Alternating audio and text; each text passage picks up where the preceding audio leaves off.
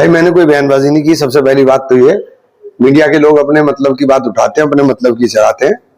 और भगत सिंह जी शहीद आजम, उनको खिताब इसीलिए मिला था कि उन्होंने अपनी जमीन के लिए, अपनी धरती के लिए, अपने देश की माटी के लिए फांसी के फंदे को चूम लिया, लेकिन इस बात को स्वीकार नहीं किया कि वो गुलामी की जंजीरों को, गुलामी की बेड़ियों को लेने का काम करेंगे। उन्होंने इस बात को नहीं मानने का काम किया।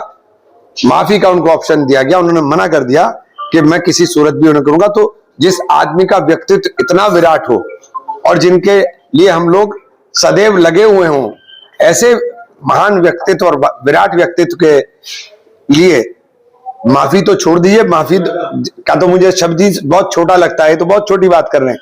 पहले भगत सिंह को पढ़ लें, भगत सिंह को पढ़ लेंगे तो इस तरह की बातें नहीं करेंगे। जब तक भगत सिंह को आपने पढ़ा ही नहीं तो आप इस तरह की बातें कर रहे हो। ये आदमी जंजीरें बांध के यहाँ तक पैदल आया, किस तरह से देखते हैं इसको? मैं तो इसे कह रहा था आ जाए भाई, मैं तो चाय पिलाऊंगा, बैठूंगा चाय पिलाऊंगा, इन्हें बताऊंगा कि क्या भगत सिंह जी थे। ड्रामा मत करिए, तमाशे से भगत सिंह जी नहीं बनोगे आप। तमाशा क्यों कर रहे?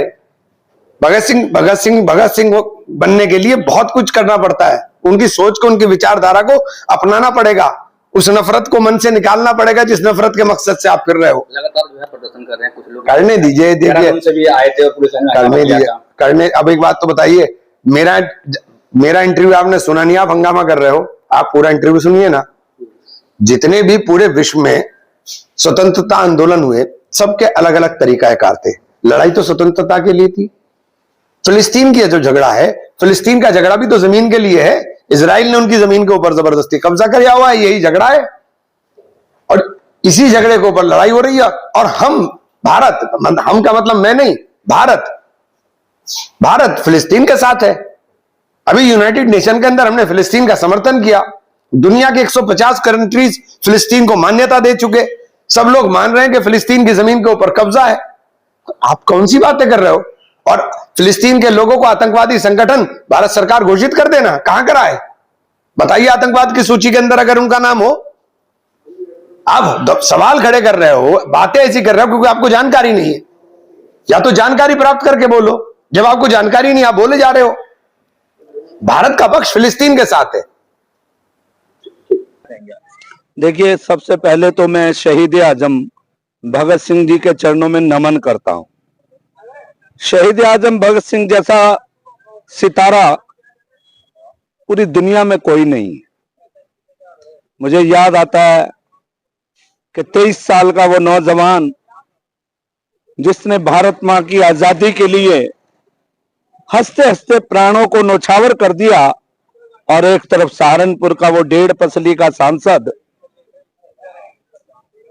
उसका बोलना, हमास से मुकाबला करना, हमास के बराबर समकक्ष शहीद आजम भगत सिंह जी को खड़ा करना, इससे ज्यादा निंदनीय बयान हो नहीं सकता। उनको जल्दी से जल्दी 1.5 पसली के मच्छर को माफी मांग लेनी चाहिए और इस विवाद को समाप्त कर देना चाहिए, वरना इस देश के नौजवान इतना बड़ा मूवमेंट खड़े करेंगे कि जिसको ये कांग्रेस पार्टी झेल नहीं पाएगी। पर लगातार लोगों ने इसमें बयान भी दिए हैं, लेकिन अभी तक उस पर कोई कार्रवाई नहीं हुई। लेकिन इमरान मसूद का कहना है कि मैं उनके परिवार वालों से मिला था और बातचीत भी करके आया हूं, ऐसा कोई मुद्दा नहीं है। ऐसा है, वो कई बार बयान देता है और अपने बयान से फिर पलट भी जाता है, इसलिए प्रशासन को उसके खिलाफ कार्रवाई करने में दिक्कत आती है। वो बदल जाता है, जैसे गिरगिट रंग बदलती है ना, ऐसे ही ये 1.5 पसली का मच्छर रंग बदलता है। और रंग बदलने के कारण आप देखिए ना, इस भारतवर्ष के अंदर एक भारत माता को डायन कहता था आजम खां, आज कहां है वो? हमारे लिए देश धरती का टुकड़ा नहीं है। संघ के लोगों के लिए, भाजपा के लोगों के लिए भारत जीता जागता राष्ट्र पुरुष है। इसका कणकण हमें प्यारा है, इसका कंकर कंकर शंकर है। ये देवताओं की भूमि है, अवतारों की भूमि है, सेनानियों की भूमि है। ये भाजपा के लोग, संघ के लोग विचारधारा की राजनीति करते हैं। संघ से हमारा जो कार्यकर्ता निकलता है वो तपाया कार्यकर्ता तैयार होके भाजपा के अंदर जाता है। और ये समाजवादी नहीं है, ये नमाजवादी हैं और ये कांग्रेस के लोग बौखलाए हुए लोग हैं। और इस 1.5 पसली मच्छर के संदर्भ पे तो मैं तो इसका नाम भी नहीं लेना चाहता, क्योंकि जिस दिन से इन्होंने शहीद आजम भगत सिंह जी को के बारे में इस तरह की टिप्पणी किया और हमास से तुलना की है, मैं इसकी जितनी निंदा की जाए उतनी कम है। लेकिन मैं उस व्यक्ति का नाम नहीं लेना चाहता। उसे खुद ही समझ आ जानी चाहिए कि राष्ट्र पहले होना चाहिए, बाद में सब कुछ होती है।